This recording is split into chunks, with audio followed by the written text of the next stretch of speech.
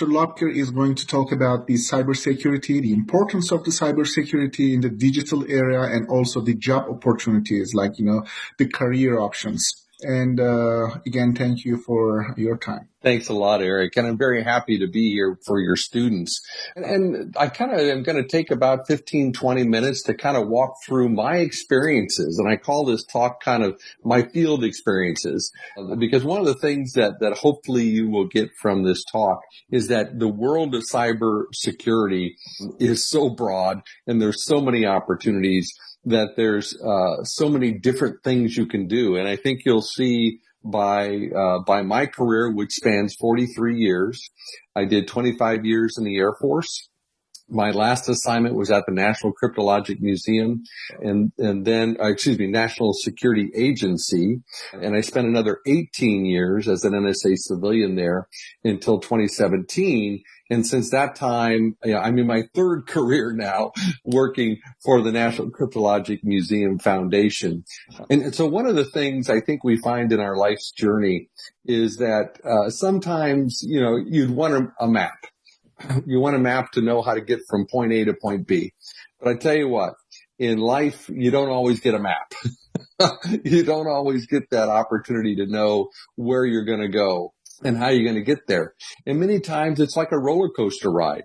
You have some highs and some lows, but the best thing is just need to hang on and enjoy that ride. I know most of you kids probably love roller coasters. So think about that ride. You have a lot of anticipation and that long ride up to the top, and then you never know what's coming around the next curve, if you're going to be upside down or corkscrewed or whatever, but you're hanging on and really having lots of fun. And so that's kind of what I'd like to share with you today. Sometimes you just have to hang on in life and really do it. And I offer that you do the job that you get and you be the best of the job that you're in. Don't worry about the future job. You can look, but if you're always looking for that next job, you're not doing your current job.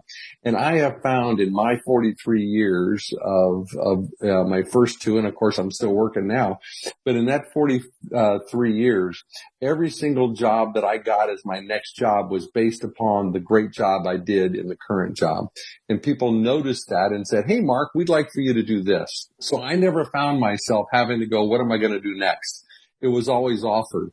And the reason for that is cybersecurity is so vast. But I didn't always start out in cybersecurity. My very first job in the Air Force was what we called a missile launch officer.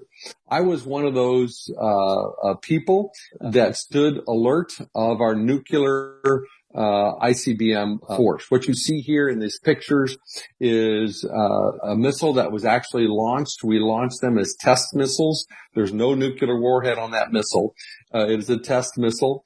And the other picture is the capsule. That's where I sat doing 24-hour alerts, and I did that 8 times a month. So 16 days a month I was away from home, 60 feet under the ground, sitting nuclear alert. And that's how I started my career. The equipment in that room is very old equipment, but it works. And so that was my first interaction. So from that Air Force career, let's roll to the next. There we go. From that Air Force career, I really got excited about, obviously, the missile technology. And I ended up at what is called the Strategic Defense Initiative Organization. And this was back in the late 1990s. And this was the system, if you look at the graphic, the picture, this was our security system that we employed out in space to combat anybody else's nuclear weapons that may have been pointed or launched towards the United States. And so it was a shield against those missiles, and a very complex system. Part of that was to secure the information. All of those satellites that you see in the picture that are talking to ground stations, all those lines had to be secured to make sure that no one could intercept those communications, or more importantly, impact the command and control of those systems that we had out in space. That's where I started my cybersecurity career in 1990 when I joined this organization. And I was given the opportunity to say, hey, how are we going to secure this? And so there are many different aspects of the problem. And so one of the things I want to share with you about cybersecurity is it's all about curiosity. It's trying to figure out the solution to the problem, the puzzle. I mean, I took a look at that picture and the graphic and I was just going, oh my goodness, how are we going to do this? And so we were able to sit down with a whole bunch of smart people and we just figured it out. We puzzled through it. So it was asking questions. And so the part of the cybersecurity that's very important is curiosity. So if you have curiosity, you like to ask questions, you like to solve puzzles, that is one of the foundation aspects of cybersecurity. Now, as I progressed from that, doing that job, I got noted for the work I was doing, and I was assigned then over to Europe in Stuttgart, Germany, as heading up all of the European information security, or what we call cybersecurity today. The interesting thing about terms that we use, it used to be called computer security, and then information security, and then information assurance, and now cybersecurity. So it's all the same thing. It's taking care of protecting the data, making sure that only the right people have access. So think of your cell phone. Cybersecurity is making sure that only you can use your cell phone. That's why you have face recognition on the iPhone to unlock it. That way, somebody who maybe takes your iPhone can't get into your iPhone if you've secured it with your face recognition. So that's cybersecurity. It's all about designing those features in. So I had the opportunity to work on a mission called Operation Joint Endeavor. That's where we went in to Bosnia and helped out that nation. And my job was to make sure, and if you look at the patch, there's a lot of different nations that participated in that endeavor. And so we had to work with all these international partners, and the picture in the center is the command and control again. How do we make sure that the communications that we are sharing with our partners is in fact the right information that flows, and no one else can intercept it, no one else can change that information, so that we are doing the things that we want to do and do them correctly. That was my job, and I was in charge of making sure we were doing that. Doing that type of work led me to being able to do expanded work within NATO. So again, I had done that job quite well, and people said, you work with international partners quite well, so why don't you be the U.S. representative to the Information Security Subcommittee? Now, in the NATO organization at that time, we had 21 nations. It expanded to 27 nations, and we were in charge of writing all of the policies, the technical implementation policies, to secure the communications for all of the NATO nations. And the three pictures you see here are really important to talk about. The first one to the left, right underneath the NATO emblem, is a deployed command and control center. So it looks like a soft building. Basically, it's a hard tent. It's a hard structure that they put a canvas over, and all the equipment, as you can see, is in transportable boxes. That has to be set up and hooked up, and that all has to be secured. So we wrote the policies on how to do that. The truck in the center, that's not a United States truck. That's made somewhere else in the NATO nations, and that big dish on the back, you probably guessed it, is a satellite dish. And that is how we connected all the systems to the internet. We bounced it off of satellites in space and coming down. So no matter where we were in Bosnia, we had communications via satellites. All of that had to be secured. The picture on the far right looks like a whole bunch of screens and people sitting back and forth. That again is the command and control center. So you can see this theme of having to protect our command and control to make sure the communications are secure. So what you've seen here is about here. I was in my, probably my 18th year in the Air Force when I did this particular job. So for over 18 years, I was doing lots of different jobs in the Air Force, all related to cybersecurity, all doing different things. I was doing policy. I was doing engineering. I was doing international discussions, working with our international partners. So there's lots of different things, all founded on curiosity, solving puzzles, asking questions, and working collaboratively, working with each other. A very important part of cybersecurity. Next chart, please. Okay, there we go. That led to me being noticed by the National Security Agency, and they brought me back to the National Security Agency as a lieutenant colonel in the Air Force, of which I retired in 1999, and they hired me then as a civilian. What I got to do there, and these pictures are kind of complex, and I'm not going to explain the pictures, but just as an example, over on the right-hand side, you see the word, the internet, and then if you look on the other side, it says the SIPRNet, which is classified. So if you think about all of our military systems, it's just like the internet, except it's separated because the information on that internet is classified. So it's called the secret internet or SIPRNet. And so, but we needed to have information from the internet, like weather data, over to the secret side where they were doing mission planning that needed the weather. So we had to create the system that allowed us to put in all these guards and firewalls, and you've heard of firewalls, and you've heard of virus protection, you've heard of all of these different techniques that you have on your computer. Well, we had to figure out how to develop those to allow unclassified information to get over to our classified systems without anybody being able to intercept that information or destroy it. So I got to do some engineering again. I got back into the engineering part. The little symbol on the left-hand side that has the big letters of UCDMO. We love our acronyms in the government. That's the Unified Cross-Domain Management Office. Again, that was another job that I was able to bring the entire military community together. That's why all the hands are on the chart, to bring us together in a team to work on this problem together. So again, team building, working in a team, I got to do that as part of cybersecurity. So again, you can see there's many different opportunities. That led to me, since I was able to work with a lot of committees, that led to new assignments for me in these 4 different symbols. An organization called the National Information Assurance Partnership. I was the director of that, and that dealt with over 30-some nations on how we take a look at a firewall and how do we evaluate that firewall. Then the Committee on National Security Systems is the same thing, except inside the United States government.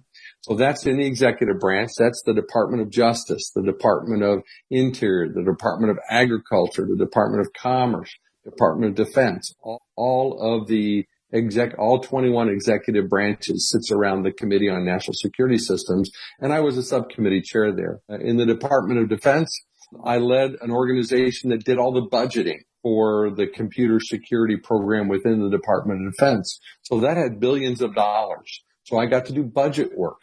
And then the other symbol that looks like a star, I got to continue my NATO work. And so because I was able to work with lots of people and bring them together, I got to do these wonderful things, traveling all over the world, working with our international partners and taking a look at various different ways of controlling cyber. And since I was able to do some of that work, the agency said, okay, well, we need somebody to go down on the Hill and work with Congress. So towards the end of my career at NSA, I got to work with Congress, mainly the Senate, and these were the subcommittees on the Senate, but also with the House of Representatives. Again, they wanted somebody to be able to go down to the Capitol Hill and talk with the staffers mainly, as they were developing different positions for the various senators and have that expertise to be able to discuss some of the tough problems that we have in cyber. There's a lot of problems, a lot of challenges that are unsolved yet with cyber law. So there's a lot of legal things that need to be discussed. And so I was able to go down at the Capitol and work with these 2 great organizations and their staffs. So here's again another cybersecurity job, but now working with Congress. Now that was towards the end of my career, and I retired in 2017, and I started working for the Cyber Center for Education and Innovation. And what is that? It's a public-private partnership between the foundation that I'm with and the National Security Agency. And this allows us to bring these types of programs to you. As you probably realize, the National Security Agency has a lot of stuff we can't talk about because it's very classified information, and appropriately so. However, we want to talk to you. We want you to understand the great opportunities that are available in cyber, and I can now do this through this organization. Next slide. We're in the process of building a brand new museum. I don't know if you've ever been to the National Cryptologic Museum, which is outside of Fort Meade, but it's a very old building. So we're building a brand new building, and it's really coming soon. All the money's there. We have the last paperwork coming from the Pentagon, and bulldozers will soon be on the site behind the current museum to build this beautiful 2-story building that is built for you. The interesting thing about what we're doing is inside the building, you'll see these beautiful displays. I have a couple of pictures of what it might look like. These are some of the displays in the building. Next slide. One of our cherished exhibits is the ENIGMA machine. The ENIGMA machine was the German encryption device used during World War II. And the BOMBE, the BOMBE is the big device you see right there. That was the instrument that Alan Turing from Europe, with the help of Polish mathematicians, were able to break the ENIGMA code and build the BOMBE. This is the one that was built by the United States and operated within the United States to break the German code. So we talk about that whole environment, and we can now share that information with you in this unclassified museum. Next slide. A new thing that we've developed is an escape room. A cyber escape room, and we've made it just for you. The escape room right now is made for 6th graders through 12th graders. And with COVID, obviously we can't bring it to your school, but we used it at the World Jamboree, Scout Jamboree, last year in 2019, and we had over 900 scouts go through the escape room. We also give virtual tours. You can see the little picture of a robot over there to the right. We can run that robot through the museum and bring you into the museum live and be able to show you the ENIGMA machine and the other devices that we have in the museum and give you that talk. And so I'd be happy to work with your teacher to do that at some point in the future. And we use this Nepris platform in order to do that. So the opportunities abound in cyber. And I want to leave you with this website called cyberseek.org. So it's exactly how you see it there, .org. And so while I'm talking, I know you're on your computer. If you want to go ahead and hit that website, that would be great. One of the great things that CyberSeek will show you is all the different cybersecurity jobs that are available and where they're available. CyberSeek has 2 different views. It has one look like the United States picture, and that'll tell you where the jobs are throughout the United States. And then the other one is a career path. It'll show you the different jobs and how they flow. I took a graphic, and you can see the job in the middle and how it flows to entry level and to midterm and to senior level type jobs. It'll tell you what the requirements are. And not all cybersecurity jobs require a college degree.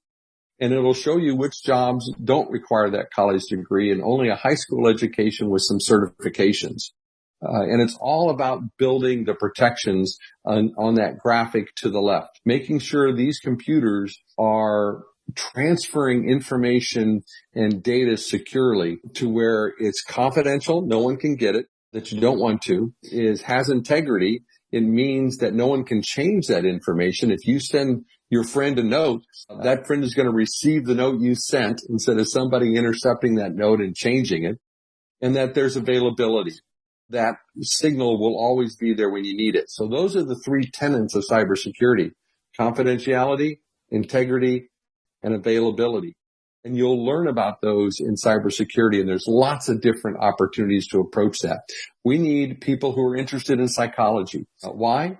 There are bad people who want to take advantage. Those are called adversaries. We use big names, but it's just basically a bully who wants to take advantage of the computer system. And so we need people who understand how people think. We need people who are lawyers, people who are investigators, people who like forensics. If you like CSI on TV, where it talks about forensics in the physical world, we have the same thing in the cyber world. So there's lots of different jobs that you can do. It's just not all sitting behind a computer requiring you to know code. So there's many different avenues in cybersecurity. So I'd like to stop there. And if you have a question, now is the time to ask, and I'd love to answer any question that you have. What is NATO? Thank you. Thank you. NATO is the North Atlantic Treaty Organization. Remember, I said we love our acronyms. So N for North, A for Atlantic, T for Treaty, O is for organization. So what is NATO? NATO was formed right after World War II, and it was a collection of all of the nations that fought against Nazi Germany in Europe. So, Spain, England, France. So NATO was the forming of all those nations, and Germany was part of that. Because remember, there's a difference between Nazi Germany and Germany. And so all of those nations, along with the United States and Canada, decided that, hey, we're stronger together. And so in that strength, they created NATO. It started out as very small. When I was over there as the national co-chairman of that InfoSec subcommittee, we grew by we added Poland, Hungary, Czech Republic, and then Lithuania, Latvia, and Estonia. So we added 6 nations to the NATO family while I was there. And now I think it's up to 27 different nations, all from a common purpose, common protection of each other. An attack on one nation is an attack on all. And so if somebody attacked the United States, like in 9/11, NATO was standing by to jump in and be our ally if that was needed. So NATO is an organization of nations, mainly around the Atlantic. That's why you don't have Pacific nations involved. It's just the Atlantic in the partnership. So great question. Thank you. Well, let me ask you guys a question. What interests you about cyber? And is it something that excites you? What are some of the things that interest you about cyber? For me, cybersecurity, I can foresee the future a little bit. I can see that, like, the scientific movies, we have all watched, I think, one of them, right? Mm-hmm. And in the near future, I can see that, all these data transfers, everything, will be in a digital environment. And there are bad guys out there, yeah. So, and also there should be good guys too. So who should be, standing against them? That's why it always was interesting for me. So before, if I was given an option, like back in the day, I most probably would be a computer engineer first and then lean towards this path. But again, I became a marine engineer, Well, Eric, I think you're exactly right. One of the things I'd like to share with you and your students there, if you can think about my lifetime, I was born in 1953, and we had a black and white TV with 3 channels, and that's it, and a telephone, a United States mail, not email, something that you wrote and put it in an envelope, put a stamp on it, and put it in a mailbox. And if you think about that, and in 53 had just started the space, thinking about that environment to today, to what you students, what you have in your hand. I am a product of the space program. That's how I got interested in computers and the work was the space program. I grew up with Mercury, Gemini, and Apollo, and I know that's a history thing for you students, but you can look that up too, on how we got to the moon. So I watched the moon landings. I was glued to the TV, our single TV that was black and white, not color, black and white, and watched the moon landings. And so that's what thrilled me. The moon lander, called the LEM, the Lunar Excursion Module, had less power than your cell phone. Your cell phone today has an order of magnitude more computing power than the vehicle we use to set down on the moon. Think about that for a second, okay? So if you just think about all of those different technologies and the fact now that we've got a technology in cars that you can take your hands off and it will parallel park for you. And we have cars like the Tesla that when it's on the road, it's hands off. It will drive for you. So if you think about all those technologies require security. If you think about, let's take the car, for example. We need to design those technologies securely because with the cell phone, my cell phone has a 0.5 terabyte of data on it.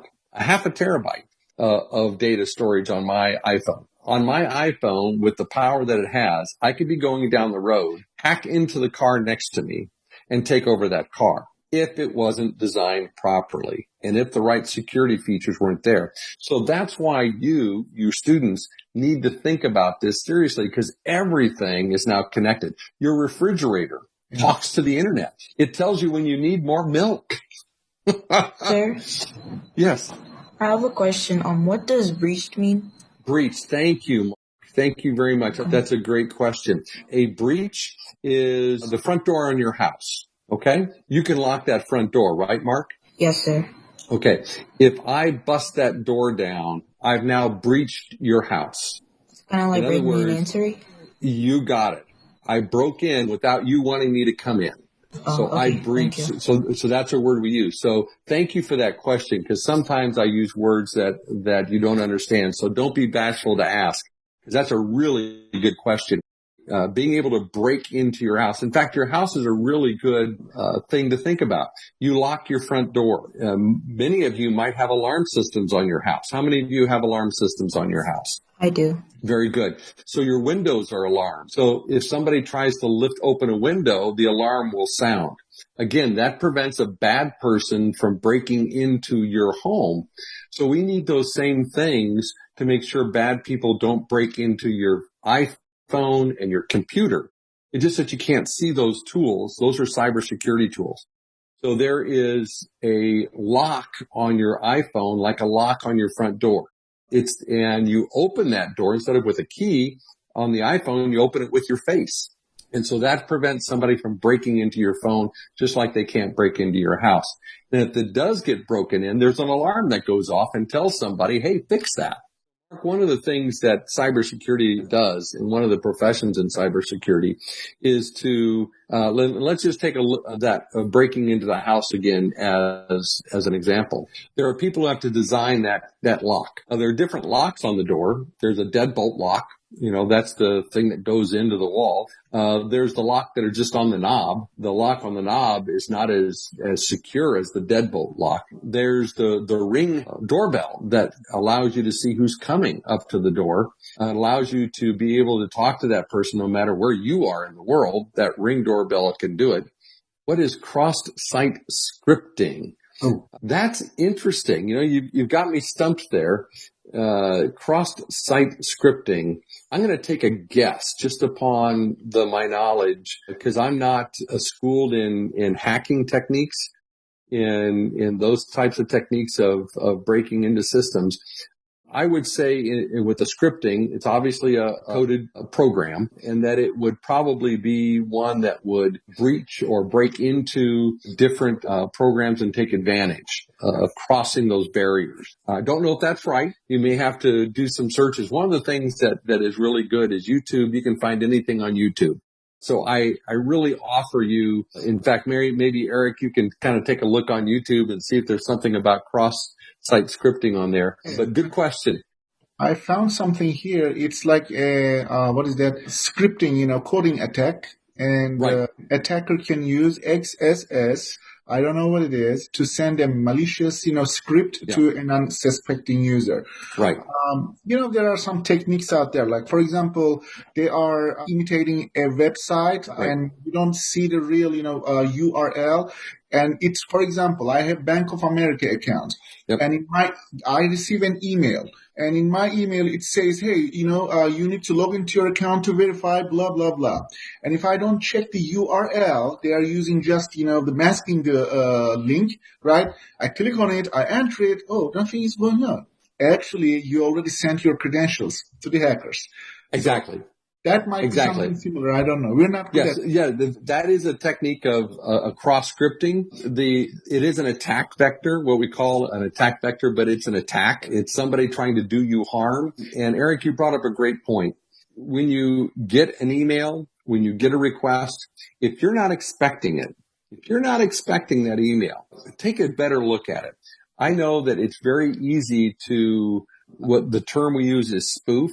And that is to make up. It's very easy to make up an address that looks like yours. Like somebody might send an email that looks like it's from me, but the actual address on the end, instead of gmail.com, It might, instead of gmail.com, it might be gmale.com. And people aren't looking. And so now you click on that and it's going not to Gmail, it's going to gmale.com,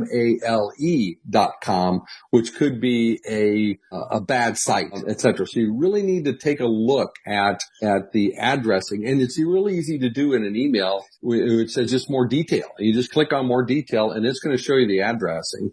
And it's because that's hard to spoof. Sometimes it isn't, but that's your first indication of that it's what we call a phishing email. Because how many of you students have ever gone phishing?